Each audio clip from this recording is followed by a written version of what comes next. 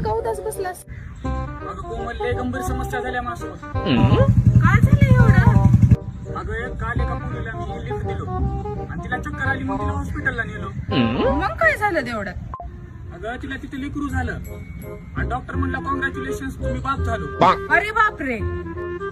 हा अगं एवढंच नाही, मग मी माझी रिपोर्ट चेक केली तिथं. मग चेक केल्यावर कळालं की मी बापच बनू शकत नाही.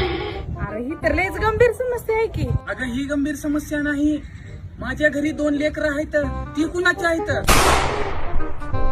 अरे लयच मोठी गंभीर समस्या आली की ही. हा ना कोमल, मला बी तेच कळणार झाले. लेकरं आहेत कुणाचे, मी बाप बनू शकत नव्हतं.